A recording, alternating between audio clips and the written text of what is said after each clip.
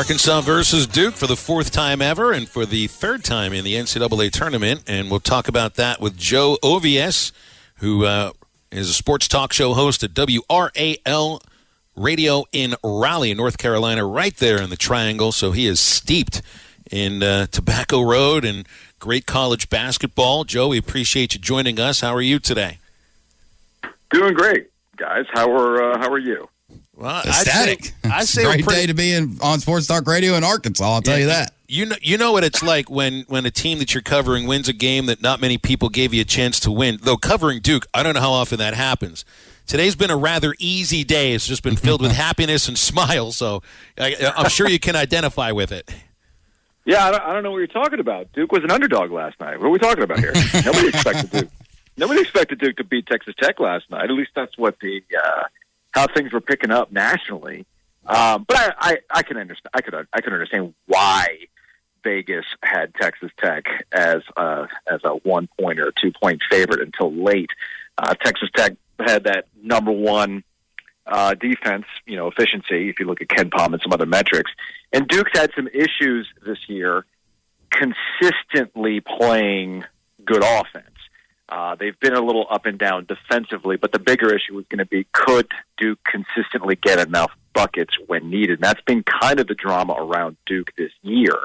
Paolo Banchero, who's probably going to go number one in the draft, has had his ups and downs. Trevor Keels, a dude who early on in the year looked like a guy who'd be filling up and moving his way up a draft ladder. He also has gone through a little bit of a shooting slump. So it's been, and on top of that, it's one of these things that Coach K doesn't want to talk about, but it's absolutely a factor.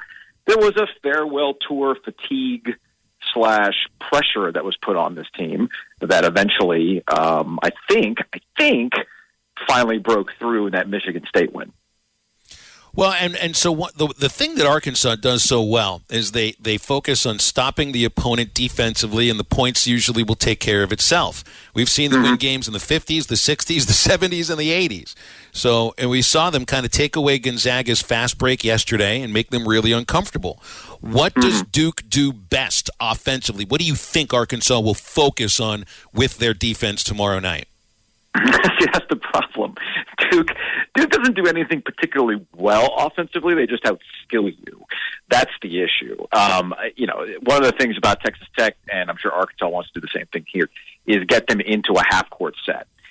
If Duke's running on you, then that's where things are going to be a little bit of a problem for Arkansas. If they can get to what Texas Tech was doing last night early and through chunks of the second half, get them in that half court, things can bog down. We saw this in the ACC tournament where they got a little too happy playing ISO. Just guys taking shots that they shouldn't be taking shots. There was no ball movement whatsoever. The other thing, too, and the reason why, I still like Duke's chances, but I also understand the things that are necessary for Duke to have won these games over Michigan State and Texas Tech. If you look at the last 5 minutes of that Michigan State win, they didn't miss a bucket. They did even better against Texas Tech, where they didn't miss a bucket in the last 8 minutes of the game. You're telling me that this is a sustainable thing in tournament time when you keep going up against good defense after good defense? So it's not that I'm not optimistic about Duke's chances. I'm simply trying to be realistic of what this Duke team has been all year. And while they've had some nice breakthroughs and they've clearly matured in the last couple of weeks here, I'm still worried that they can still fall back into what we've seen out of them this year, where an inability to get shots when necessary. This is where Jeremy Roach has come into play and has been a big revelation. We hear about Paolo Banchero a lot. We hear about Trevor Keels. Mark Williams is great in the post. But the real difference maker has been Roach because he's been a consistent bucket getter for them. Mm-hmm. And Joe, I'm sure publicly the team hasn't, spoken about it, hasn't said how much pressure it actually is. But personally and kind of like inside the locker room, how much pressure do you think these young guys, because this is a very young team, have put on themselves knowing that if we lose, that's the last the world will ever see of Coach K on a baseline for Duke? So this is a very nuanced, complicated conversation that we have spent radio show after radio show after radio show talking about since the transition was announced last summer.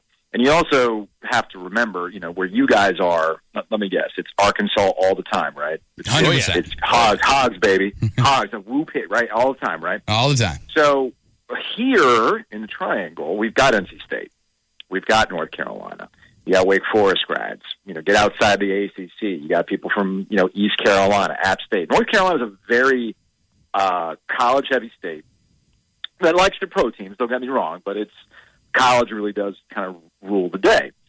So you got Carolina fans who've had all sorts of opinions on what happened with K. You got State fans who've got all sorts of opinions on what happens with Duke. And Duke is not, while they're local, because they're here, and I can, it takes me 30 minutes to get to Cameron Indoor Stadium from the radio station. They're not local, if you catch my drift. Like, it's a small school. They don't have a lot of grads that are around here. They're overwhelmed by North Carolina and NC State fans who stick around the area. It's a national brand. So when we talk about them here, it's more adversarial because of the rival fans in the area. And there's always been this kind of like, of course K wants it. Coach K says it's not about him, but look at this. They're making it about him. And while this doesn't come through on a national broadcast, I can tell you, having gone to 75% of the games at Cameron this year, it was a spectacle every game. They had this big video intro that Mike Krzyzewski, he's looking and peering in the camera with his championships, and this is Duke and everything else, right? I think that throughout the regular season, they could get past that because they always knew there was another game. Hey, you know what? Embarrassing loss to Miami. Whatever, moving on. Hey, you know what? Lesson to be learned in the Virginia loss. Coach K said it perfectly. That's a hungry team that's fighting for their NCAA tournament lives. What do you think it's going to be like the rest of the way, especially when you get into March? So there were lessons to be learned. You can get to the next game. The pressure that we've been talking about finally reached that boiling point in the last game at Cameron Indoor Stadium against North Carolina, your rival. You got 96 former Duke players literally standing the entire game behind the bench, right? And I think that's where it finally got to this team.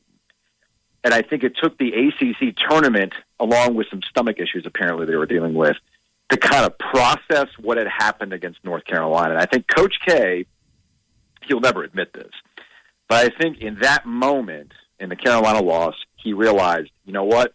This might have been a miscalculation. This team, I played this wrong. This team could not handle this type of thing. So let's pivot away from that conversation. I'll never forget this in the post-game that Saturday after the loss to Carolina.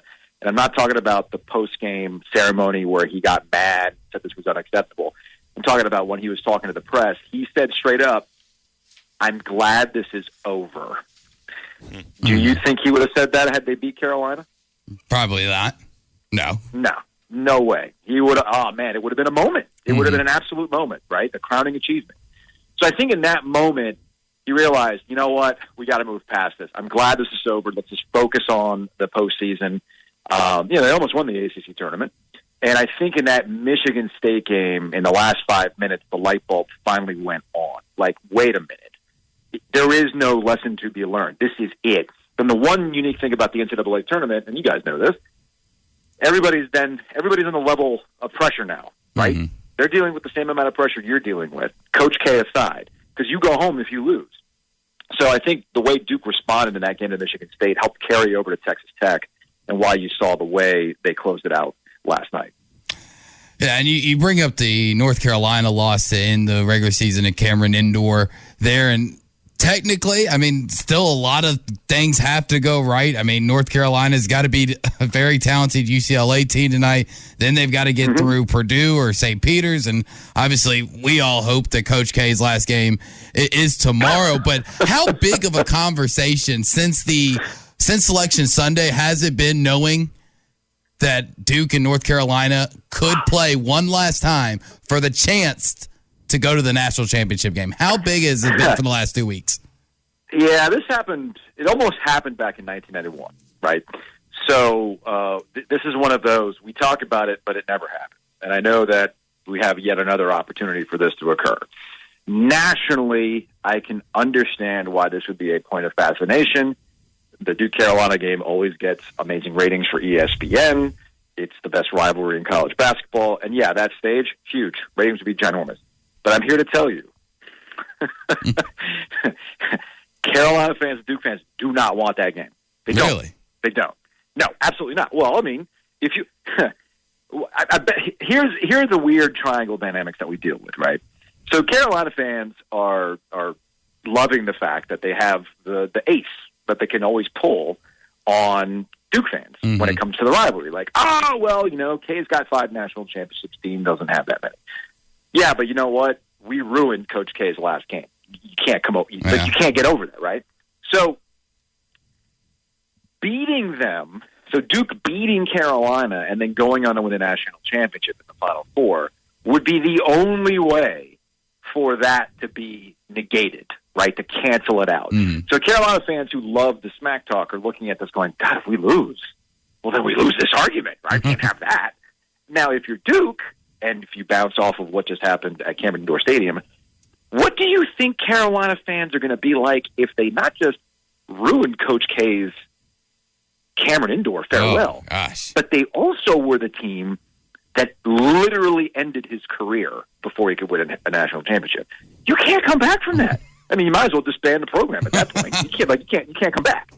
So this is why Duke and Carolina fans do not want this, because the stakes in the smack talk are way too great. Now, we talked to Roy Williams, former North Carolina head coach, this week about these types of dynamics. And from a player perspective, from a coach perspective, I believe Roy when he says he doesn't care. He views it as the next game, and he's been in those situations before. So he just wants to go win. It does not matter. But from a fan perspective, the fans don't want it. Hey, Joe, the position you're in sports radio kind of fascinates me. You detailed it really well and we obviously know, all the universities that are playing in the same league that are right there in your listening area. And we're, so we got Arkansas State and UAPB and Central Arkansas in the state of Arkansas. So it's pretty much the Razorbacks we get it. We get it. It's different being in a pro sports town. I know they got the Carolina Hurricanes there and everything, so it is a pro sports town. But, I mean, you have the chance of potentially, pissing off a quarter of your listeners every show. Is this fun? Yes. I figure I'm doing my job right if I've got my Twitter mentions or my emails being you're biased. And usually the email is coming from somebody with some sort, or especially on Twitter, oh, there's a mascot in your avatar. Oh, okay, I'm got it. Totally get it now. But it's funny though, and I can actually use Arkansas as an example because of Dave Doran, the NC State head football coach. He's doing recruiting and everything else, and I think he goes to these SEC towns that they talk about their school all the time, right? And it's almost like I'm not saying you guys are necessarily fans, but it's a particular point of view that is Arkansas all the time. So I think when he comes back here, and I know he sees our tweets or listens to the show, even though he says he would never listen to the show, he's like, well, why aren't you talking about state like they talk about them in the SEC? He's like, because we got all these other people that live here, man. So yeah, it's an interesting dynamic too. And you talk about pro sports. The triangle is so transplant heavy. People from Cleveland, people from Buffalo, Pittsburgh.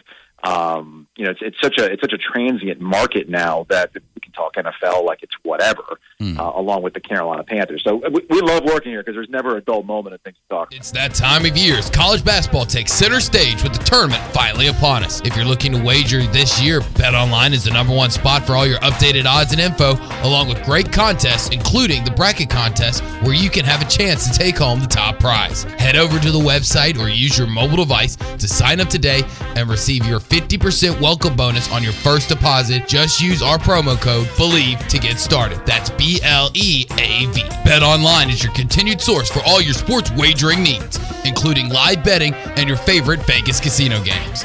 BetOnline, where the game starts.